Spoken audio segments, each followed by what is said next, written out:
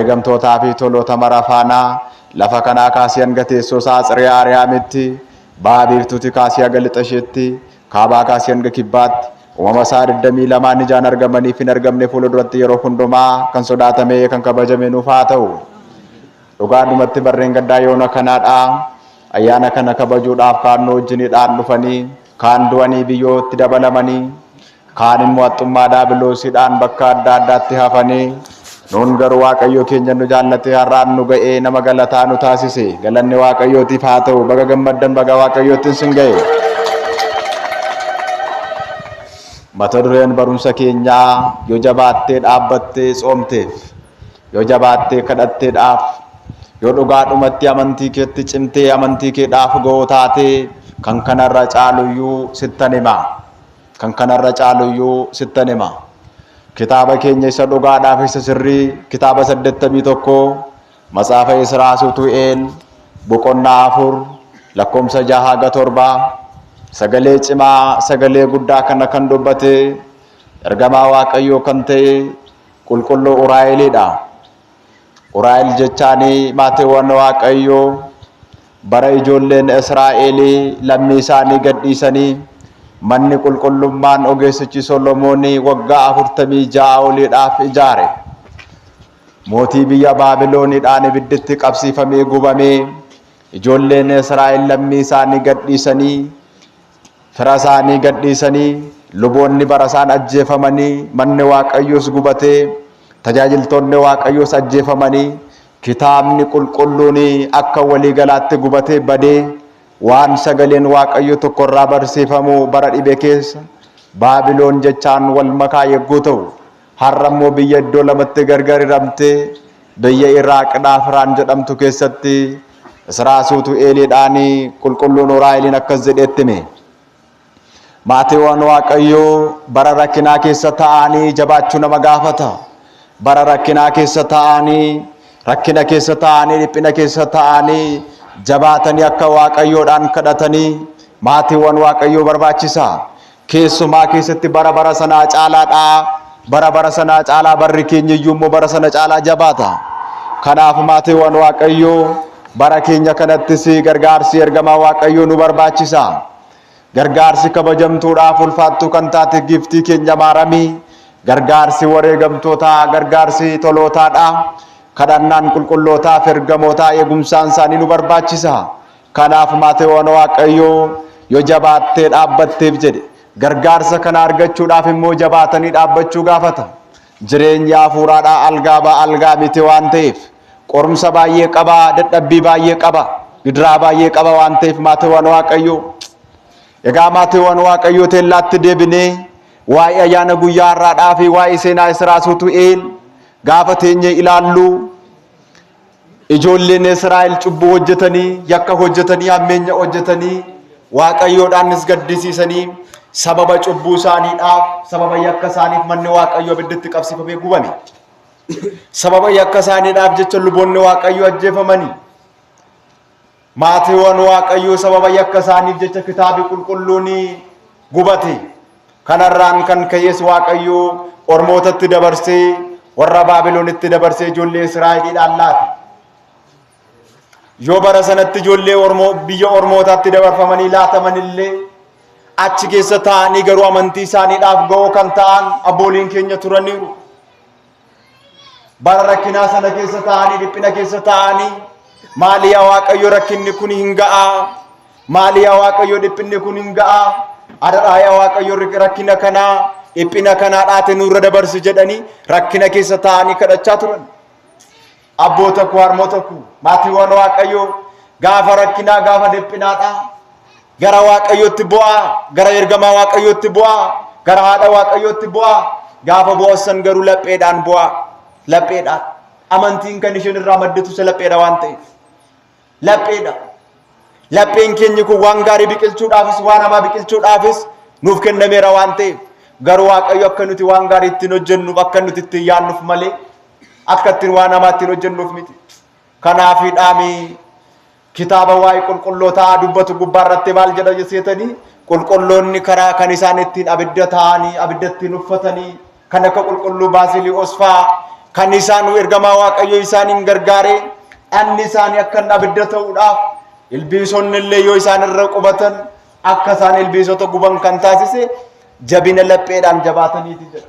Lapheedhaan qulqullinni laphee afurtu jira waan ta'eef achi keessa taa'ee Siraasuutu eelisi guyyaa tokko waa'ee biyya isaatii kana duddaan ciisee gadduutti ka'e.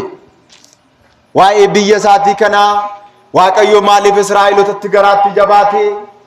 Maaliif waaqayyo Israa'eelota kanatti lapheetti jabaate? Maali yaa waaqayyo warra seera kee hin beekne, warra abboommii kee hin beekne, warra dhugaadhaan si waaqessine, warra abboommii kee neennetti maaliif yaa waaqayyo ummata kana dabarsitee laatte? Maali yaa waaqayyo maaf garaa laafuuf dhiiftee jedhee Siraasuutu duddaan ciisee taa'ee yaadutti ka'e. Maatiiwwan waaqayyo gaafa ciisnu waa baay'ee yaanna. Waan hamaa si yaanna, waan gaarii si yaanna. Garuu jireenya hafuuraa keenya keessatti waan gaarii yaaduun murteessaadha. Achi taa'ee yaadee maaliif waaqayyo warra isaaniin hin beekne, warra ormoota kanatti dabarsee laatee jedhee waa baay'ee tarreessutti ka'e Siraasuutu gaafa kanaadha ergamaa waaqayyo qulqulluun Uraa'eel guyyaa gaafa booriyaarrayyuu yaadatamu malee adoolessa gaafa 22dha. Adoolessa 22 waaqarraatii ergamee mooticha moototaa goofticha gooftotaa biraatii ergamee halkan abjuudhaan akkas jedhee gaaffii tokko isa gaafate. Mee gaaffii tokkoon si gaafadha anaaf deebisii jedhe. Eenyu akka inni ta'e iyyuu beeku waan ta'eedhaaf.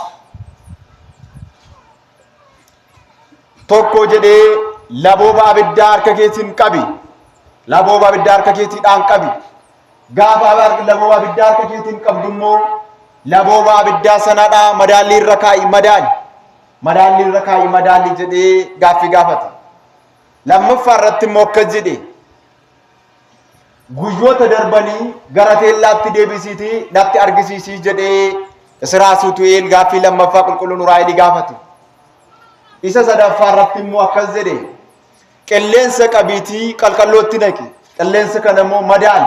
Maal akka inni ta'e madaalli akkamii akka inni baasu qabiitii argisiisi natti himii jedhee gaafate. Maali kunillee nama foon uffatuudhaaf akkamittiin danda'ama? Maal kunillee nama fooniidhaaf dhiigaa arfan gosa foonirraa sadan gosa lubbuurraa kan uumame akkamittiin namaaf danda'ama? Kunillee taswaayyuu hin danda'amu jedhe. Erga kana ta'e maaliif hojii waaqayyo keessa lixxee? Maaliif hojii waaqayyotti seentee? Waaqayyo maaliif Israa'eelota dabarsee biyya ormootaatti laate? Maaliif jettee hojii waaqayyo keessa seenta? Waaqayyo wallaalee kana godheetiyoo? Waaqayyo wallaalaa seetee innoo hundaa gochuu danda'a jedhee itti mee gaafannetti immoo Siraasuutu lafa dha'ee boo'ee jedha. Maatiiwwan waaqayyo yeroo baay'ee nuti waa'ee keenya dhiisnee waa'ee namaa odeessina. Waa'ee jireenya keenyaa dhiisnee waa'ee waaqayyo maaliif kana godhe, maaliif waaqayyo natti fide jenna. Gaafa qormaati nutti dhufu garuu qormaati sun maaliif natti dhufe jennee osoo yaadeen jechaadha. Israa'elootaaf kanatu galuu fide bara sanatti. Maaliif waaqayyo natti fide jechuutu dhibe. Amma kan akkas jedhee yaadu eenyudha? Kan akkas jedhee qalbeeffatu eenyudha? Gaafa qormaati isatti dhufu, gaafa qoramu, gaafa girraan isatti dhufu maatiiwwan waaqayyo maaliif natti dhufe jedhee qalbeeffatee laphee isaatti deebi'ee kan yaadu eenyudha? Maaf hojii waaqayyo keessa seentee jedhe. Namicha tokkotu ture jedhan. Namichi kuniin dhugaa hin machaa. Jireenyi isaa machiidhuma. Guyyaa tokko duddumaan ciisee waa'ee cubbuu isaatii baay'ee taa'ee yaade. Waa'ee cubbuu isaatis baay'ee yaadee kana gochaa ture jedhee taa'ee yaade. Beektu gaa waa'ee machi waa baay'een toora namaa galte waan ta'eef. Inni gaariinis inni hamaanis gaafuma machi toora galtee waan ta'eef namichaaf jechaadha. Gaafa kana namichi machaa'ee waa'ee cubbuu isaatii bara jireenya isaatii keessatti hojjete taa'ee yaadutti ka'e. Kanarraan kan ka'es machaa uumamaa isaati kaanitee gara gabaa deeme. Gaafa gara gabaa deemu namicha fakkii gurguru tokko argate. Gaafa namicha fakkii gurguru tokko argatu fakkii sana keessa fakkii namoota addunyaa kanaas jira. Fakkiin mooticha moototaa goofticha gooftotaas jira. utuma deemuu fakkii gooftaa keenya Yesuus Kiristoos bukkee ga'ee yaa gooftaa Yihudaan dabarsee gurgurate ati mooticha moototaa taatee goofticha gooftotaa osoo taatee jirtu qarshii 30tti dabarsee gurgurate maal balleessite gooftaa koo jedhee fakkii san irratti waa'ee gooftaa taa'ee yaadutti ka'e namichi machaadha waan ta'eef gaafa kana qarshiin isaa moo meeqaa jedhee gaafate gaafa kana 80 jedhe waaqoo 80 sin bushin malee Yihudaan 30 gurgurate immoo 50 buufatte 80 gurgurataa jedhe namichi maal keessa jira machi keessa jira waan ta'eef jechaadha karaa adda biraa gaamaatii waan waaqayyoo maaliif dhanne namni gaafa dugdaan cisu waa baay'ee yaada jechaadha kanaaf Israasuutu Eliis taa'ee yaadee waa'ee kana yegguu yaadu maaliif waaqayyo Israa'eloota dabarsee laate gaafa inni jedhu akkasittiidhaan itti mutti ka'e kanarraan kan ka'e mata duree barumsa keenyaa silaa irratti yoo jabaattee dhaabbatte yoo jabaattee cimteedhaaf kan kana caalu sittan himaa jedhee qulqulluun Uraa'eliin itti hime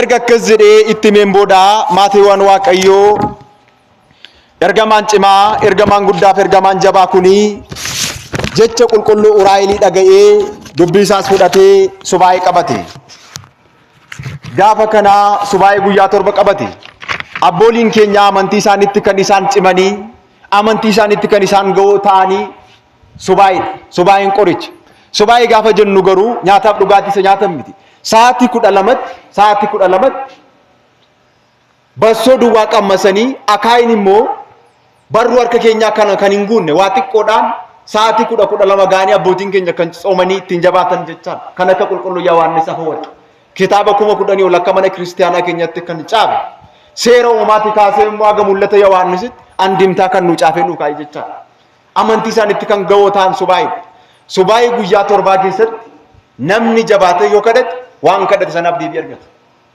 keessumaa keessatti waan isin rakkisu waan isin dhiphisu maatiiwwan waaqayyoo subaayee galaa kadhadhaa gaafa galtan garuu subaayeen kun namatti hin himamu subaayeen gala isin jedhamu abbaa qalbii jijjiirannaa ofii duwwaatu beeka warri abbaa manaa fadha manaa ta'an immoo dha manaa yookaan abbaa yoo dha manaatu galate abbaa manaa ishee duwwaatti himti yoo abbaa manaatu galate immoo dha manaa duwwaa kanarraa kana fi eenyu tokkotu yoo himu yoo kana ta'uudhaa baate maal jedhu abbooliin keenya kabajan argachuudhaaf jedhe san namootatti waan himateef waaqayyo eebba sana laatuuf jedhe seexanni daabiloos qormaatatti jabeessa waan ta'eef Israasuutu Eliidhaanis yoo jabaattee dhaabbatteedhaaf kan kana caalu sittan hima gaafa inni jedhu lafa onaatti ba'ee subaayee seene jedhu lafa onaatti ba'ee gaafa kana gaafa guyyaa 7ffaa isaatii waaqayyo samiirraa dhufee ergamaa isa guddaa qulqulluu Uraa'eliitiin ergee afaan kee bani jedhee xoofoo beekumsaa isa obaase gaafa inni xoofoo beekumsaa isa obaasu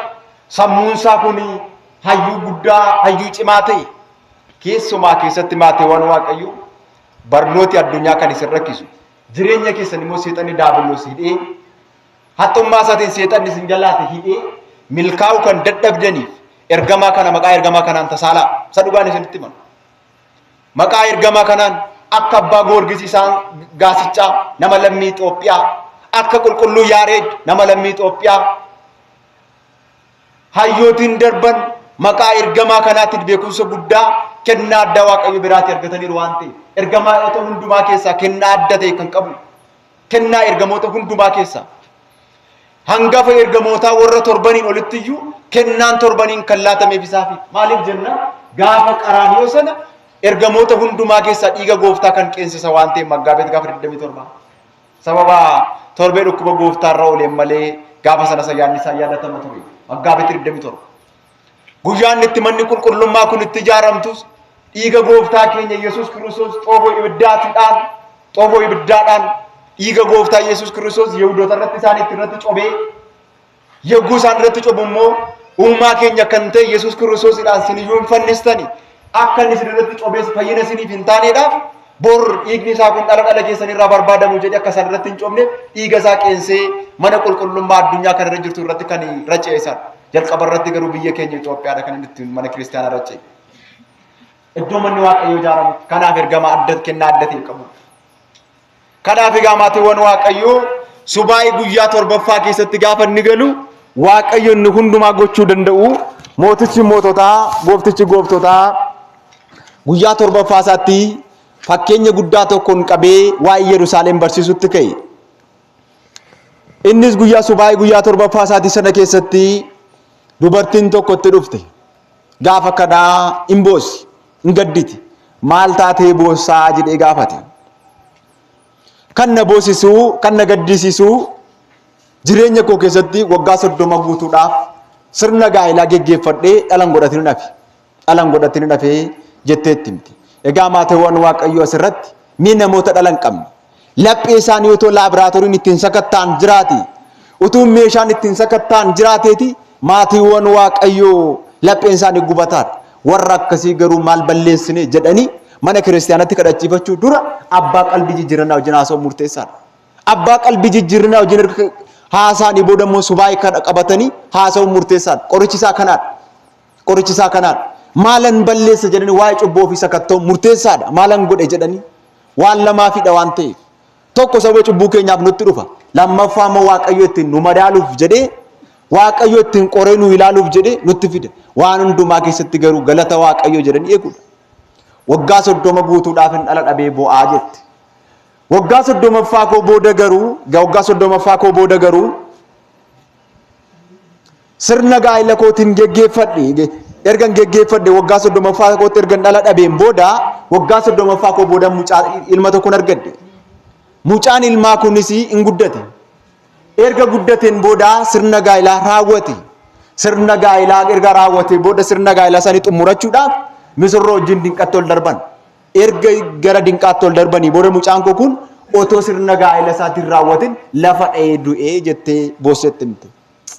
Ati dhala dhabuu keedhaaf waggaa 30 boossaa. Erga waggaa 30ffaa kee booda immoo dhala argatte.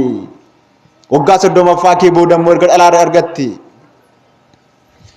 Mucaa kootu sirna gaa'elaa raawwanne jetteetoo boossa.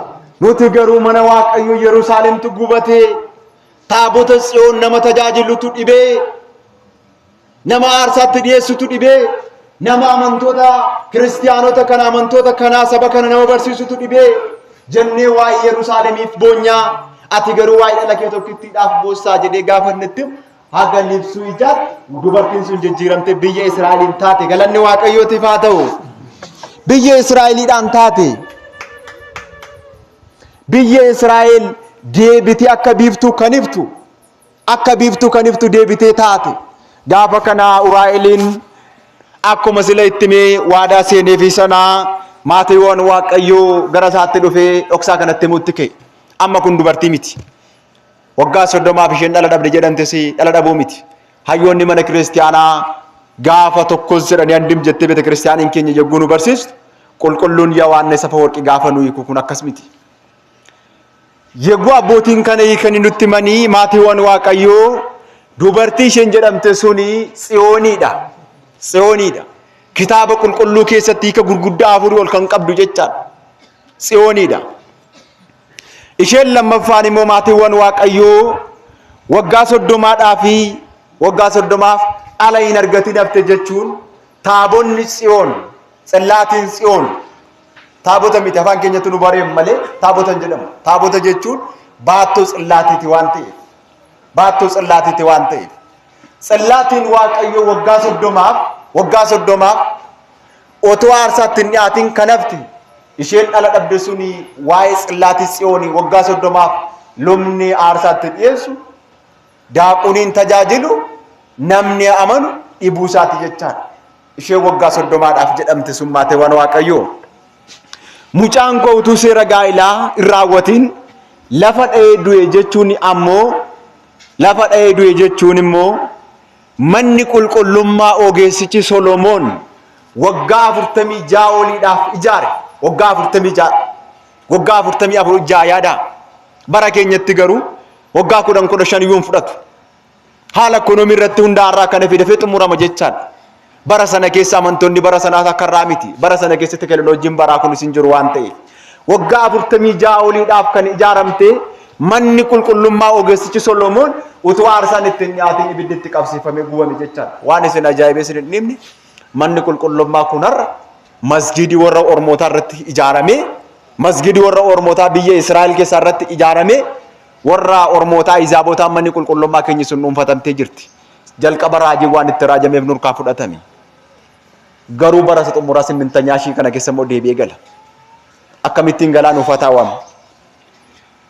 Kanaaf egaa maatiiwwan Waaqayyoo isa sadaffaa irratti gaafa akkas jedhee itti himu dhuma irratti immoo akka biiftuu iftee kan argamte sun biyyi Israa'el deebitee ijaaramuu ishee, biyyi Israa'el ijoolleen lammii isaanii gadhiisanii fira isaanii gadhiisanii gara Baabiloonitti booji'aman deebi'anii galanii manni qulqullummaa sun bara Israafaa keessa deebi'ee ijaaramuu isaa argisiisa jedhee qulqulluun Uraayiliin akka kanatti tokko lama jedhee hiikeetti hime jechaadha. Yeroo kana gaa maatiiwwan Waaqayyoo yaa Waaqayyoo jedhe erga kana hundumaadhaatti himtee galanni siif haa ta'u. Gochaa kee hundumaaf galanni siif haa ta'u.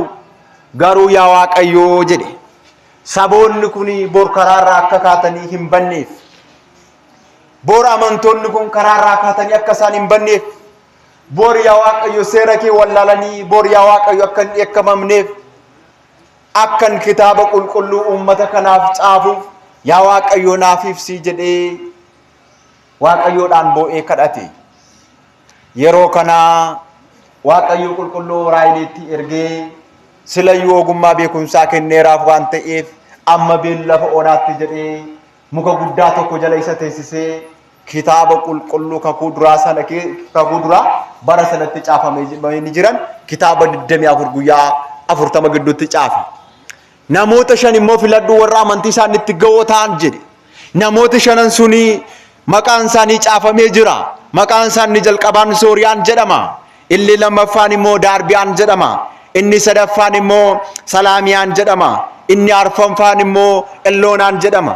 Shanaffaan immoo Asaahel jedhama. Warra kana filadhu, warra kana filadhu, warra kana yegguu ati filattu siif nan ibsaa, guyyaa guyyaan barreessistaa, halkan immoo waan ati barreessitu sana sitti himaa jedhee Waaqayyo karaa ergamaa isaatii Uraayilii kana ibsee fi guyyaa 40 halkan 40 keessatti kitaaba kakuu duraa san kitaaba 24 caafee lukaa kitaaba bara sana keessa barreeffama waan jechaadha.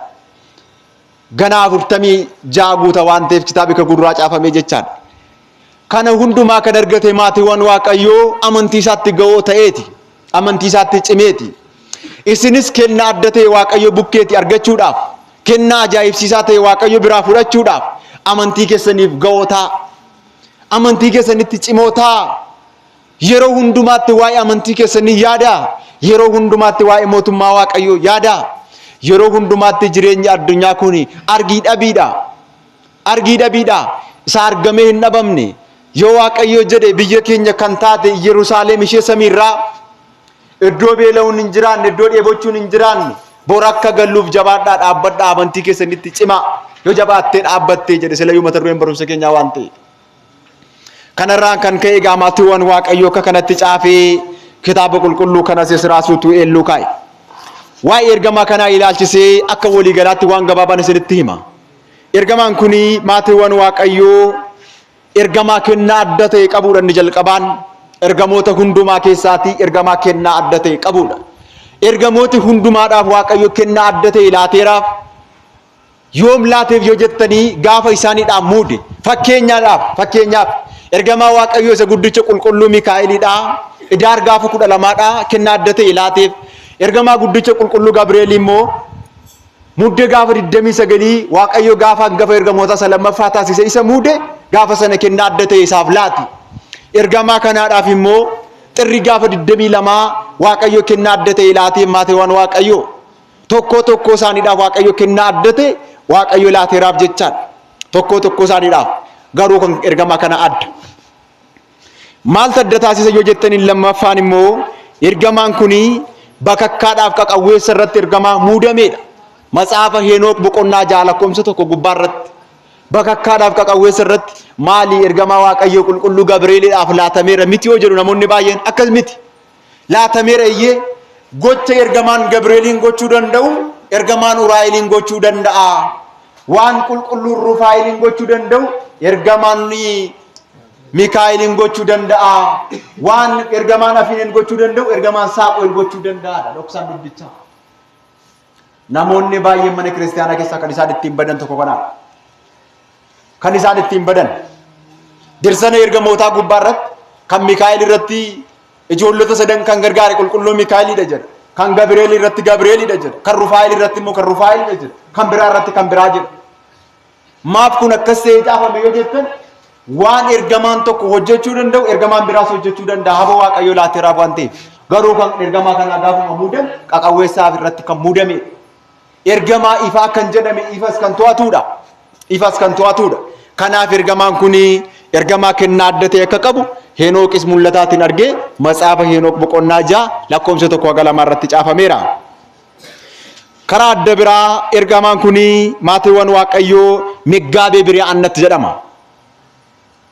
Maaliif jedhame yoo jettanii maatiiwwan Waaqayyoo akkuma ergamaa qulqulluu Raagu'eel sooraa ifaa kan ta'e maatiiwwan Waaqayyoo ergamaan kunis matsaafa Henook boqonnaa 26 lakkoofsa 1-37 gubbaa irratti caafameera. Ifa bobbaasuudhaaf bollaatameeraaf jechaadha. Karaa adda biraa maatiiwwan Waaqayyoo qilleensa irratti kennaan adda ta'e laatameera. Qilleensa irratti amma namootaaf hin galle malee gaafa cabbii hamaan ka'u, gaafa qilleensi hamaan ba'u, gaafa qaqawweessi hamaan ta'u, gaafa bakakkaan hamaan ta'u maatiiwwan Waaqayyoo maqaa ergamaa kanaan kadhachuun murteessaadha. Garuu namni keenya hin qalbeeffatu. Gaafa naasu sara waa'een amantii harkaa bada waan ta'eef. Kanaaf rakkina keessa ta'anii jabaatanii yoo dhaabbatan kan kana caalu namatti himaa jechaadha. Kunis maal irratti caafamee jira yoo jettan matsaafa Henook boqonnaa 25 lakkoofsa 1 gubbaa irratti caafameera. Karaa adda biraa maatiiwwan Waaqayyoo waa'ee galmeessa samiirraa Henooqiidhaan kan hubachiise ergamaa kanaadha. Galmeessa samiirraa isa waaqarraa. Ergamaa guddaa kana jechaadha. Ergamaa jabaa kana. Karaa adda biraa maatiiwwan Waaqayyoo ergamaan kuni ergamaa yeroo godaansaati. Ergamaa yeroo rakkinaa, yeroo ari'annaati. Maarree harmeen keenya dubaroo Maaramiin gaafa ishee mucaa ishee fayyisaa addunyaa qabattee bara Gibxi keessatti waggaa 3-6 godaantee biyya keenya Itoophiyaa gaafa isheen dhufte. Ergamaa kanaadhaan biyya keenya Itoophiyaa gaafa inni haadha keenya dubaroo Maaramiif gooftaa keenya Yesuus Kiristoosiidhaaf Solomeedhaaf Yoosef faana kan ture biyya keenya Itoophiyaa kallattii sadiin irra naanna'ee eebbisee akkasumatti ittiin jedhe. Yaa Uraa'el ittiin jedhe gooftaan biyya kana harmeen koo waan jaallatteef biyyattii Itoophiyaa jedhamtu kana kennaa addaa godhee harmee koof laadheera. Ani immoo gaafa Maggaabeet gaafa 27 qaraanioo irratti nan fannifama. Hamma sanatti garuu dhiigni koo tokkoyyuu hin dhangala'u. Godaanuun koo ittiin amantoota barsiisuudhaaf jedheeti malee addunyaa barsiisuudhaaf jedheeti malee erga jedheen booda guyyaa gaafa jimaataa dhiiga koo dhangala'u sana ati immoo waqqeensitee biyya Itoophiyaa kana iddoo manni qulqullummaa koo ijaaramutti fiddee cobsita jedhee maatiiwwan Waaqayyoo bara godaansaa keessa ergamaa kanatti hime. Galanni Waaqayyootiif haa ta'u. Kanaaf ergamaa kanaaf maatiiwwan Waaqayyoo ergamaa yeroo godaansaati. Keessumaa keessatti bara rakkinni akka irraa hammaate, bara dhiphinni akka irraa kana cime, bara gidiraan cime, bara tasgabbiin dhibe, bara nagaan dhibe kana keessa maqaa ergamaa kanaan tasaalaa, maqaa ergamaa kanaan wareegaa. Inni bara rakkinaa keessa abbootii keenya dabarsite, bara godaansaa keessa, bara dhiphinaa keessa anaanis na dhoksi na dabarsi jedha. Waaqayyo warra kansaa ta'an, jaalalleesaa ta'an bara rakkinaa keessa dabarseera waan ta'eefi jechaadha. Egaa maatiiwwan Waaqayyoo ergamaa kuni seenaansaa kan bal'atu yoo ta'e illee an garuu haaluma yeroo keenyaatti fayyadamuudhaaf jecha asuma irratti gabaabsanii isinitti hima. Walumaa galatti garuu ergamaan kuni maatiiwwan Waaqayyoo kennaa adda ta'e warra isa jaallataniif kan kennudha. Warra isa jaallataniif abbaa Goorgisii isaan gaasichaa biyya Itoophiyaa mana barumsaa keessaatti timirtiin galuuf didee jennaan mana barumsaa keessaa ari'anii gaafa isaan ari'an giiftii keenya Maaramiitti yegguun bo'u kadhannaa haadha keenya qulqulleetti dubaroo Maaramiidhaan ergamaan kuni xoofoo beekumsaa obaaseera. Xoofoo beekumsaa rakkina isaadhaaf furmaatatti argateera. Isiniifis rakkinni keessan furmaata akka argatu, dhiphinni keessan furmaata akka argatu, yaaddoon keessan furmaata akka argatuudhaaf waan baasinitti ta'e akka isin irraa fuudhamuuf maatiiwwan Waaqayyoo fidaa mana Waaqayyootti kennaa. Mana Waaqayyoo kanatti kennaa. Manni kun mana Waaqayyooti waan ta'eef ergamooti Waaqayyoo itti yaadataman malee haati Waaqayyoo giiftii Maaramiin itti yaadatamtu malee manni kun kan Sillaasee uumaa keenyaati. mana waaqayyotti fidaa kennaa waan baasinitti ta'e ergamoota waaqayyotti kennaa isinirraa fuudhaa waan isin dhiphisu waan isin yaaddessu fidaatti laadhaa inni hundaa danda'a maal dadhabaa yoo barbaade waaqayyo warra kan isaa ta'an jaalallee isaa ta'an Abemeleekiin faa Baarokiin faadhaa bara rakkinaa keessaa waggaa 66 akka sa'aatii 6tti kaan raffisee kaan immoo awwaalcha moototaa eegsisee kaan immoo biyya Baabiloon keessatti isaaniin tursee maatiiwwan waaqayyo dhoksee waaqayyo kan akka Ermiyaasiin faammoo isaaniin hambiseera. Isinis bara rakkinaa akkasii kana keessaa ergamaa waaqayyoodhaan na dhoksii na dabarsi jedha. Ijoollee koo dhoksii dabarsi jedha. Maatii koo dhoksii dabarsi jedha. Maqaa ergamaa kanaan bu'aa kadhadhaa. Inni maatiiwwan waaqayyo kennaa addatee waaqayyo laateeraaf maqaan waaqayyoos humni waaqayyoos kochoo isaan irratti caafamee jira waan ta'eef tokko ergamoota irratti humni waaqayyo irratti caafamee jira waan ta'eef irratti caafameera. Kanaafiidhaan amma namoonni tokko maal jedhu seetanii ergamoota waaqayyo ibiddaaf qilleensa irraa uumame jiru. Kan akkas jedha warra kidatii keessa jiranii. Ergamoota waaqayyo ibiddaaf qilleensa irraa uumame jedhanii kan barsiisan warra kidatii keessa jiran jedhee qulqulluun Aksimaaroos kitaaba isaa guyyaa gaafa dilbataatti haga guyyaa gaafa jimaataatti waa'ee uumamaa ergamoota irraa kaasee waa'ee uumama samiiwwanii irraa uumama 22 yogguu tarreessu ergamooti waaqayyo kan isaan uumamanii ibiddaadhaaf qilleensa miti ibiddaadhaaf qilleensi baduu danda'a ibiddaaf qilleensi baduu danda'a ibiddaaf qilleensi akka salphaatti to'atamuu danda'a garuu ergamooti waaqayyo to'atamuu hin danda'anii osoo ergamaata waaqayyo kanaadha arjummaa waaqayyo isaaniin daangessuu baatteetti ta'ee osoo humni waaqayyo isaaniin daangessuu baatteetti ta'ee osoo arjummaan sillaasee daangessuu baatteetti ta'ee ergamooti kun yogguu namni cubbuu hojjetuyyuu haga liibsuu ijaatti balleessu turanii erga jedheen booda Aksimaaroos xumura irratti ergamooti waaqayyo uumamni isaanii kana yookiin sana jechuun hin danda'amu kana yookiin sana jechuun hin danda'amu garuu ergamoota ifaa waan ta'aniif ifa sillaaseetiidhaan uumamanii jedhe. Kanaaf ergamooti hundumtuu ergamoota ifaa kan jedhaman daabiloosii kan inni ergamaa dukkanaa jedhameef humna waaqayyo Eelishee jedhamtu duwwaatu irraa fuudhame malee humna waaqayyo kan Eelishee jedhamtu duwwaatu irraa fuudhame malee waan ergamaan tokko hojjechuu danda'a. Garuu humni waaqayyo ifi waaqayyo waan irraa fuudhameef ergamaa dukkanaa jedhame. Kanaafiidhaan dhala namaa kan inni qoru. Kanaafiidhaan mucaa lamaatti kan inni qormaata baay'isu. Warra kana kan ittiin injifatamu ergamaa kanaan jechaadha. Kanaaf maatiiwwan waaqayyo qulqulluun Aksimaaroos waa'ee ergamootaa yogguu hiikenutti kanaaf ergamoota ifaadha ifa waaqayyoon uumaman jedhu. Namoonni baay'een maal fudhatanii ittiin dogoggoru faarsaa Daawit 103 qinnifii keessatti immoo 104 fudhatanii ittiin dogoggoru. Achirratti maal jedha? Waa'ee hojii isaanii akka qilleensaa taasisa jedha qulqulluun Yohaannis Afawarqee gaafa hiiku waa'ee hojii isaanii ibsuudhaaf waa'ee hojii isaanii maal akka isaan hojjetan jechaadha. Kanaaf ergamaa ifaa kana mee warri jaallattan harka keessan ol kaasaa.